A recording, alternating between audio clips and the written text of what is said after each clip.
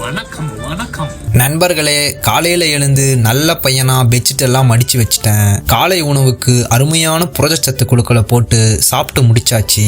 அப்படியே வீடியோக்கான கண்டென்ட்டை கிரியேட் பண்ணி வீடியோவும் எடிட் பண்ணி முடிச்சாச்சு. இன்னைக்கு மனசு கொஞ்சம் சரியில்லை நண்பர்களே. அதான் பெட் ஷாப்புக்கு போயிட்டு கொஞ்சம் நேரத்தை கழிச்சிட்டு அங்க இருந்து மிதிவண்டி நண்பரை எடுத்துக்கிட்டு தாய்சோக்கு போயிட்டேன்.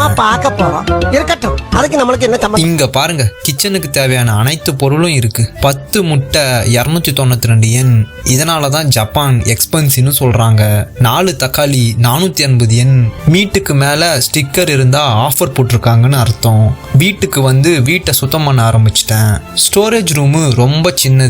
அதான் என்னால முடிஞ்ச அளவுக்கு கொஞ்சம் மாத்தி வச்சிருக்கேன். பிளாஸ்டிக் குப்பையை எல்லோ கலர்ல தான் போடணும். அதையும் மாத்திட்டு சமத்து புள்ளையா வீட்டை சுத்தம் பண்ண ஆரம்பிச்சிட்டேன். ஜப்பான் ரோபோட் மக்களேனா. தேங்கி கிடந்த சாமான விளக்கிட்டு இரவு உணவுக்கு தேவையான வேலையை பார்க்க ஆரம்பிச்சிட்டேன். அண்ணன் கொஞ்சம் கடினமான டயட்ல இருக்க போறேன். அதான் ஆயிலே இல்லாத சிக்கனை சமைக்க ட்ரைனிங் எடுத்துட்டு இருக்கேன். இரவு உணவை சாப்பிட்டு நாளை முடிச்சுக்கிட்ட நண்பர்களே. ஒரே லைஃப் தான், விட்டுறாதீங்க. நம்ம காலம் பாத்துக்கலாம்.